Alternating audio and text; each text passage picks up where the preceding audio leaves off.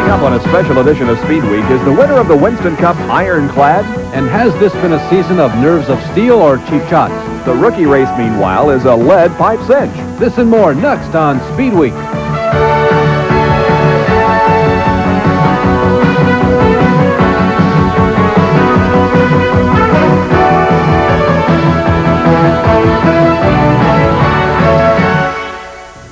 Hi, everyone, and welcome to a special edition of Speedweek. I'm Bob Jenkins. And I'm Larry Newber. The 1987 Winston Cup season is more than half over. And in the next 30 minutes, we'll recap what's happened so far, plus we'll have a special guest, Alan Kowiki, here in our studio. First, a review of the season to date. It can almost be summed up with one name, Dale Earnhardt, although he did not win the opener at Daytona.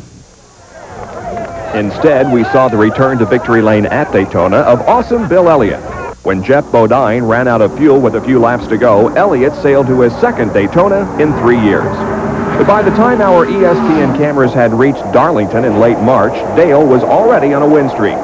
He had won Rockingham and Richmond and led 2/3 of the Southern 500. Earnhardt made a late stop for fuel. Elliott did not, and that was the catalyst for another Earnhardt victory. The short track in North Wilkesboro gave Dale an opportunity to show how short tracking is done. Alan Kulwicki bumped with Dale as Alan was en route to a fourth-place finish. And Earnhardt also showed his determined style in passing Neil Bonnet. At Bristol the next weekend, Dale received a verbal warning from NASCAR for this encounter with leader Sterling Marlin. Dale survived and beat Richard Petty for his 5th win in 7 races, the best start in the history of NASCAR. Earnhardt continued with a win the next weekend at Martinsville, and now there was talk of a rules change to stop the streak. I don't really think we're beating anybody that bad. We're just really consistent, and some of the other teams are having some troubles right now, just like we've had in the past. It's not really anything to warrant a rules change, I wouldn't think. Well, there was no rule change, and Dale cooled off after Martinsville. His next win wasn't until late June at Michigan, and then another at Pocono in mid-July. While winning 8 of the first 16 events, Dale has won over $1 million. No driver has ever done that so quickly in a Winston Cup season. And his points lead over Elliott is 430. Your team is building your own cars, and there aren't too many people doing that. Is that one of the reasons for your success? Well, it's a complete race team. They do a good job with everything they do and try to keep everything in-house and do a good job with it. 2 immediate thoughts come to mind on a reflection of the Winston Cup season so far, Dale and Bobby's crash. The incredibly visual collision of Bobby Allison at Talladega. Many observers now agree this moment nearly had profound effects on, at least, Major League Racing as we know it. In 1955, a Mercedes driven by Pierre Levay cut like a scythe through the crowd at Le Mans, killing scores. The French government immediately banned all motor racing, and neighboring countries considered the same. Well, Bobby came as close to duplicating that Le Mans scene as any driver before or since. The biggest social difference, though, between then and now, the legal profession.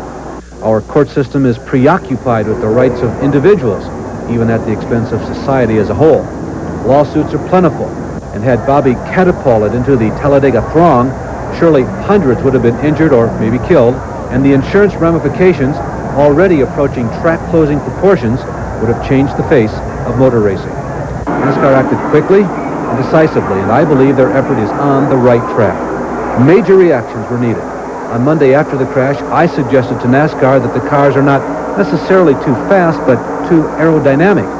Perhaps not to the same degree, to be sure, but Bobby's flight could have occurred at 175 miles per hour. The changes: right side glass, an effort to keep air from lifting the top, right side skirts to keep air from rushing underneath, and a smaller carburetor to take away horsepower, reduce overall speed. Kenny Schrader's incident at Daytona's firecracker checkered flag was a significant test. Harry Gant may have stopped Kenny, and remember the flip also started from the aerodynamically unprotected left side, but the car did not sail to the extreme heights like many of recent years. Compared to the old style Winston Bill Barkdahl, Daytona's Tri-Oval, just this February, there was a big difference. For spectator safety, the fence at Talladega and at Daytona, I know we haven't seen it yet, but they've done the same there, now resembles the superstructure of a suspension. 1.5 miles of it, anchored in cement, every 100 feet. Very expensive. If you're a laxative user who sometimes gets stomach cramps, it is important to understand that Many laxatives may upset your stomach when they're only supposed to work in your intestine. This is one of the reasons doctors have been recommending Senecot for over 30 years. Senecot is a natural vegetable laxative. Unlike Senecot works only in the intestine to simulate natural relief. Doctors and hospitals recommend natural vegetable Senecot because it works fast and it will not cause stomach cramping. For a free sample of Senecot and a coupon towards your next purchase, write to this address. Senecot, the doctor-recommended, hospital-tested laxative that works only in the intestine. Ask your doctor or pharmacist about regular Senecot tablets and Senecot S with softener at drug counters everywhere. Senecot, we think you will like it a lot better than many other laxatives.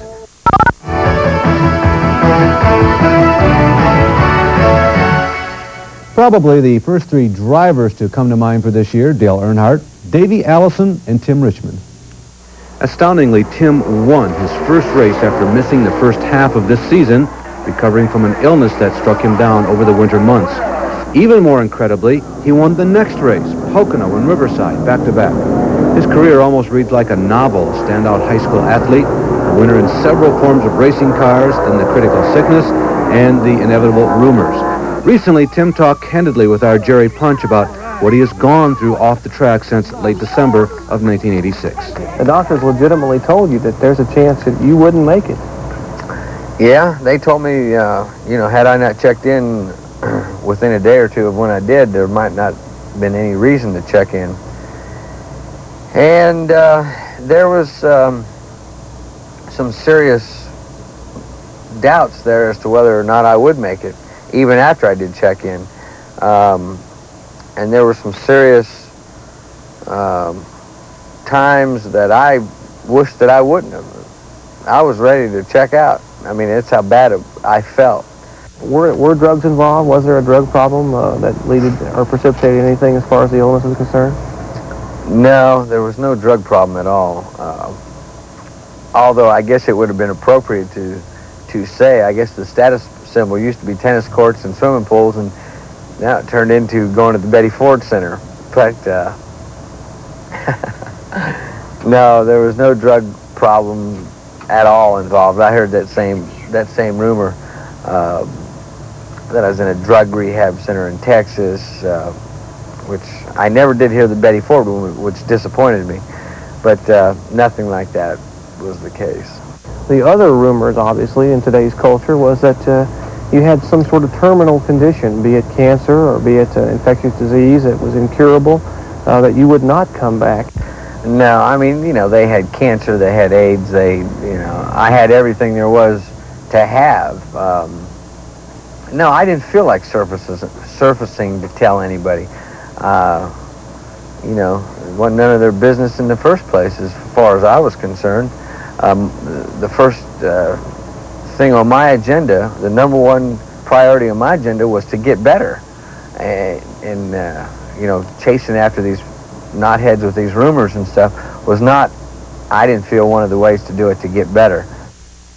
There have been several disappointments so far this year, and topping the list has to be a three-time Winston Cup champion. Brian Hammonds has details. Darrell Waltrip has won at least one Winston Cup race each year since 1975, but that string is in jeopardy. So far in 1987, Waltrip has been shut out in his first year with Hendrick Motorsports after spending 6 very successful years with Junior Johnson. It has not been a smooth transition for Darrell. This is how he describes the first half of the Winston Cup season. Painfully improving. It's been a very difficult first half for us, but I think things are going to be a lot better in the second half of the year. Already see marked improvements with Jeff Hammond coming on board now and helping us in that area. And just naturally be better the second half of the year anyway, because we've gone around all the tracks. We've eliminated a lot of problems, and I think we'll win 3 or 4 here. There have been several races this year where Waltrip hasn't been competitive at all. That surprises him, but the Hendrick team is learning from their experiences. As I've told my crew, and I think it'll pay off in the second half of the year, a lot of weeks we were just logging miles. We were running the car, going through the motions, doing the pit stops, and seeing what what was wrong so we could fix it for the next time we went back to a particular racetrack. That's why I think we'll be a lot better in the second half of the year. Things are starting to look better for Darrell Waltrip. In 2 of his last 3 races, Darrell has placed 4th, his best finish so far in '87, and there are still 12 races remaining. Plenty of time for Waltrip to keep his 12-year win streak alive. Reporting for Speedweek, I'm Brian Hammonds. Now, there are too many of you out there saying that the blue and yellow car has dominated this year to the point of boredom. 1987, contrary to most reports, has been a terrific points chase. For second, seemingly emerging from the scramble for best bets to be runner-up, Elliott, Bonnet, and Labonte. Without question, the team with the most successful experience in such matters, Junior Johnson, Chief Tim Brewer, and Terry Labonte. The stricter definition of Brewer's role should help even more. Each of Labonte and Bonnet have been reasonably quiet in their campaigns. Ironically, neither has won. In Neil's case, frequent top 5s, but seldom a winning posture, whereas Terry has had a couple of shots. Spending much of the first half of this season in second place, Elliott has been the most inconsistent of the 3. When he runs up front. And he has won twice on Daytona and Talladega. Going 200 miles per hour remains his specialty. But, Dan and Ernie note, only Darlington, Atlanta, and Charlotte of the high-speed tracks remain. The remaining top 10 is shuffled as much as, well, Steinbrenner changes managers. The current order is not important because it will change before I speak. Among the group, Bud Moore and Ricky Rudd have the best combination of tradition and current year performance going for them, as well as one Atlanta win and several other opportunities. Others with consistent at the front this year, Rusty Wallace and Ken Schrader, ironically both from the St. Louis area, and Kyle and Richard. Now, talk about puzzles. Place Harry Gant, Jeff Bodine, and Bobby Allison in that category. At least Bobby has had the pleasure of victory lane, and that at Daytona for the Firecracker. Competitive, capable of winning, but long shots for top 10 points. Benny Parsons, winner of a Daytona qualifier. Morgan Shepherd stringing together top 5 qualifying runs. Sterling Marlin and Phil Parsons. Davey Allison has won twice on big tracks, but remember, he's not going after points, at least this year. Coming up, aggression, its weight, its aftermath, and its current state. And later, a look at what's right around the right and left-handed corners of NASCAR.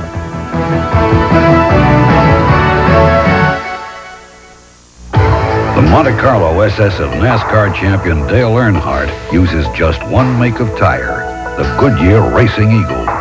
And every Monte Carlo SS leaves Chevrolet with just one make of tire, the Goodyear Eagle GT Street Radial. Not by coincidence, because Goodyear makes better high-performance tires for the track and for the street. Goodyear Eagles, they'll take you home the quick way or to the winner's circle. Goodyear, take me home. Another beautiful Monday. Coast, the scent opens your eyes. Coast a ladder, and you realize that coast is the way to make you feel alive. Coast, feel alive. Sure beats snow. Feel alive with Coast. Put some kick in your Sunday nights. Pro football never looked so good. The NFL comes to ESPN live this fall.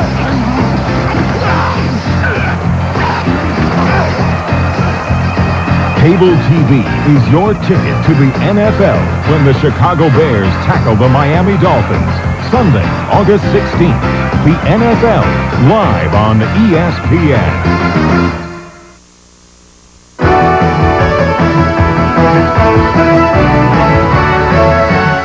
A topic talked about a lot in 1987 has been so-called aggressive driving. Battle lines drawn at Bristol, Tennessee, April. I guess the tactics now, after you can't pass, you just knock the guy out. I don't know who it was that hit me, but I'm sure he should know better than do that. That's an Earnhardt move, and there's only one Earnhardt out here. We don't need any more, but I'll tell you, I've been a nice guy for a long while, and I love this sport. I love our sponsors, Levi Garrett, Exxon, and AC Sparkplug, but I guess Jeff Bodine's going to have to get tough, start knocking some guys around if that's how they want to play. You see it in basketball a lot underneath the boards, you know. A guy will start knocking the other guy, and pretty soon you end up in a war out there. I think it's a war out here right now. Aggressive, maybe a better word is assertive, driving has always been and will always be a part of stock car racing in particular. That's what they put fenders on them for.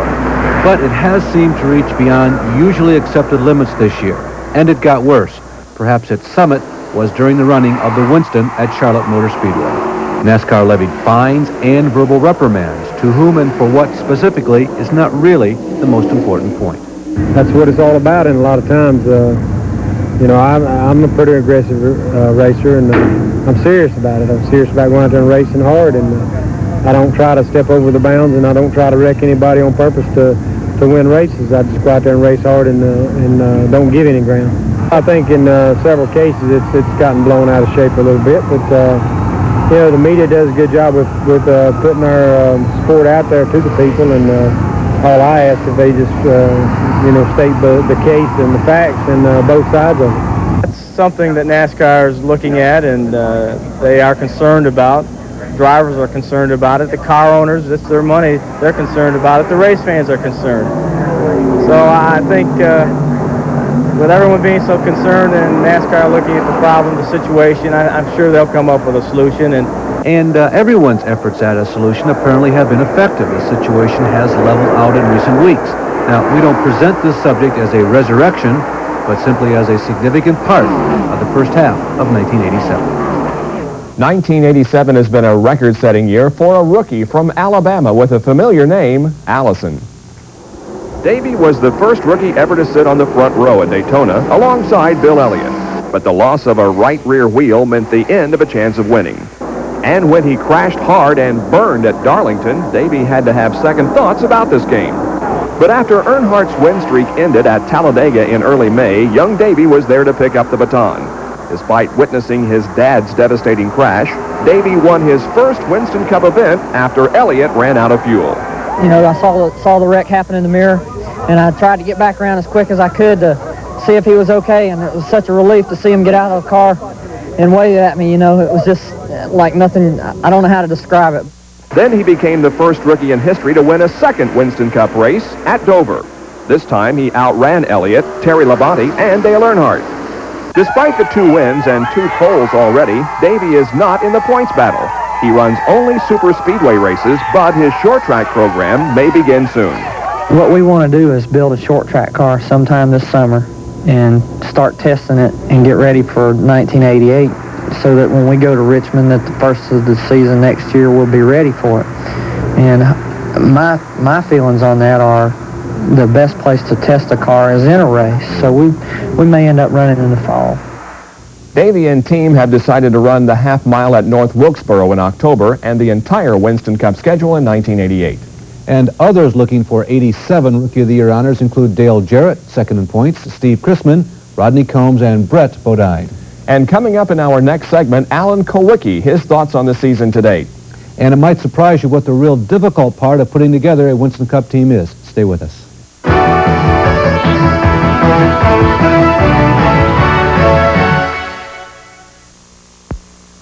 You're about to see the smartest oil change you can make. Introducing a new Quaker State motor oil with a revolutionary formula called QSX. QSX fights engine choking sludge better than other leading oils to keep oil flowing more freely. For a cleaner, longer-lasting engine, change your oil. Really change your oil to new Quaker State with QSX, the smartest oil change you can make. Don't miss the Quaker State 500 at Pocono Raceway on Sunday, August 16th.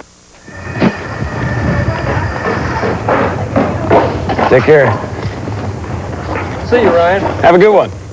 To me, all jeans are the same. But for me and the job I do, I buy Branders. Branders jeans are rugged and comfortable, and they look good too. And they're about half the price of other jeans. So why pay more? Get Branders. Branders jeans by Dickies. Priced to fit America. ESPN's World Tour slogan to win a trip to the Australian Grand Prix is Formula One Finale. Write that slogan on a card with your name and address and mail to World Tour Sweepstakes, P.O. Box 911, Ridgely, Maryland, 21683.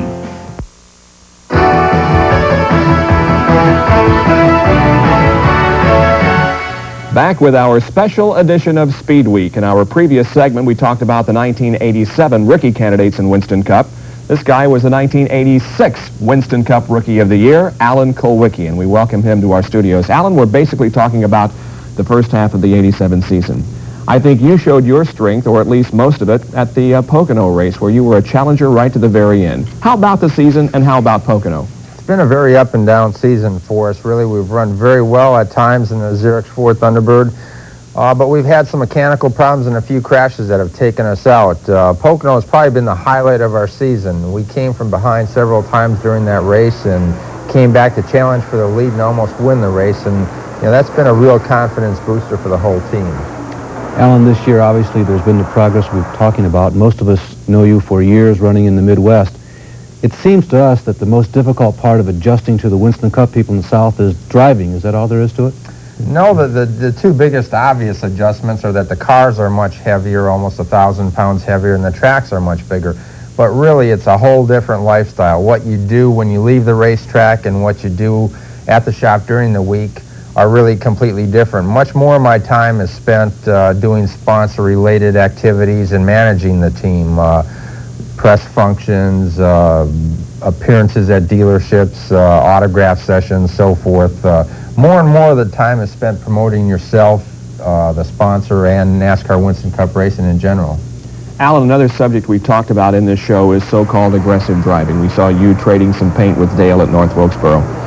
Is this a situation that is being overdone by us in the media, or is it more prominent this year in Winston Cup racing than it has been previously? I think it really is more prominent this year. There's a lot of money on the line in NASCAR. The amount of money keeps going up. There's a lot of sponsors involved, and along with that, the pressure to win keeps going up and up. And I do think the driving is getting more aggressive this year. You're really not imagining it. It's provided some good close racing, and at times, some racing that's been questioned as being maybe too aggressive. Alan, it's come up several times this year. I'm curious about the group dynamics socially. You talking to Earnhardt, talking to Elliott, talking to Jeff Bodine, talking to Kenny Schrader after the incidents. Do the drivers have conversations? Do you get together behind the trucks after the race or before a race and discuss what's going on? Well, that happens a little bit, but I really haven't tried to initiate any action. Pocono is the first time I've ever been involved in that sort of situation, anything controversial at all as far as aggressive driving, and I'm really not going to complain about it too much. I think I just sort of took it in stride, and NASCAR's going to have some say as to how aggressive they're going to let things be, and I'm going to sort of adapt to the situation. I would prefer not to win races that way. I'd prefer to run hard and clean and pass without crashing into guys, but I will do whatever I think is appropriate to adapt to the situation. I mean, I'll run as hard as the rest of the drivers run, and I don't think that I've dictate the tempo of it. What of NASCAR? They've had public stances, and they've had some rule changes, some reprimands. Do they personally call you up, or does an envoy come to you in the pits and say, all right, Kowiki, here's what we're going to do next? How do they handle the drivers? It's usually addressed at the drivers' meetings, and they'll remind the drivers and just try to induce a certain temperament into them that we're not going to tolerate this sort of thing. And they've gone from levying fines against the drivers to saying that they're going to black flag them. Oftentimes a $10,000 fine is of little consequence if you can win $200,000 in the event, but if they black flag you, you have to come in the pits and you lose your chance to win the event. It's, in the end, a much stiffer penalty, and that's what they've indicated that they're going to do in the future. Alan Kowicki, everyone. He's had a pole this year and a very close call at Pocono, and we wish you the best of luck for the second half of 1987. Maybe that first win is right around the corner. I hope so. We're sure working hard for it. Okay, thank you very much, Alan. Bob? Now here's our special edition trivia question. Who holds the record for most poles in a single season? A, Richard Petty, B, Cale Yarborough, C, Bill Elliott, D, Tim Richmond, or E, David Pearson? Larry will have the answer in a moment.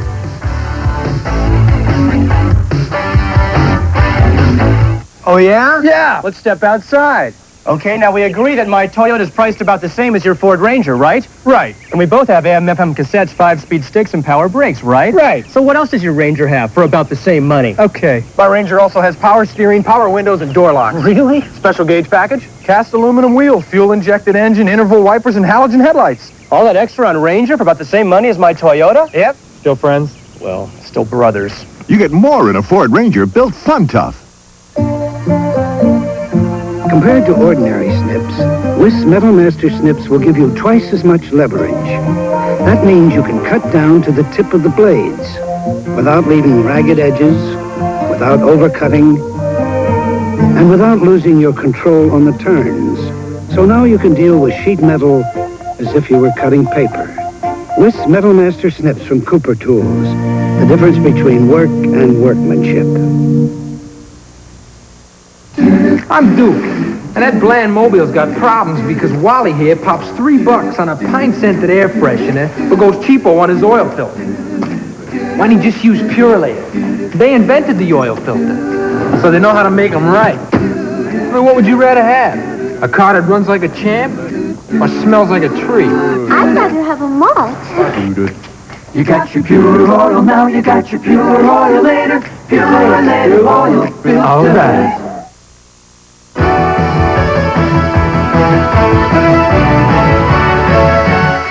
Now here's the answer to our specials trivia question. Cale has the most in recent years, 14 in the 31-race 1980 season. Tim tied with teammate Jeff Bodine for the most a year ago, 8.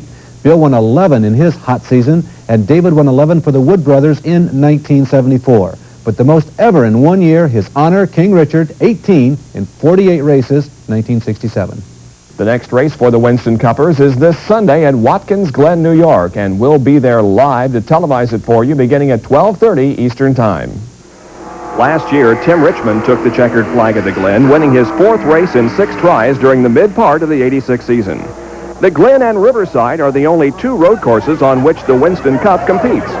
They're not really anything alike at all. Watkins Glen is a lot more touchier. You can't make any mistakes there, or you know, there's a lot of places that can destroy a race car out there. As to where Riverside is, you know, you run off the track out there and you just get your car dirty. You go back to the car wash and that's about it. Last year, Dale Earnhardt had a spirited late race battle with Bill Elliott for 3rd position. Coming down to the last couple laps of the race, and I'd saved the brakes on the car and saved the tires and everything before the end, and I made my move a little too late, and I was getting a little antsy there, and you know, we got by Elliott there, and we went in the corner a little too hard. But we was lucky we still held on to it and come on around, but you know, we still made up the 3rd and was catching Darrell and Tim, and I think we could have passed them. We had enough laps left, but that ain't the way things go. You know, the laps run out when they say they run out. Here are the current points behind Dale. Elliott, in the wake of his Talladega win, is currently 2nd. Terry is 3rd, and Neal has slipped to 4th, now 80 markers behind. Kyle and Darrell are nearly tied for 5th. Note Waltrip. Interesting. Schrader, Wallace, and Rudd currently lead the 21 club, and King Richard is alone in 10th. Only one winner in the next 5, Bobby Allison, who leads Phil Parsons, Sterling Marlin, Bobby Hillen Jr., and Benny Parsons. Again, thanks to our special guest, Alan Kulwicki, for joining us here in our studio. And a reminder, we'll have live coverage this Sunday at 12:30 Eastern from Watkins Glen, New York. I'm Bob Jenkins. And I'm Larry Newber. We'll also televise 6 other Winston Cup races, including the season finale at Atlanta on November 22nd.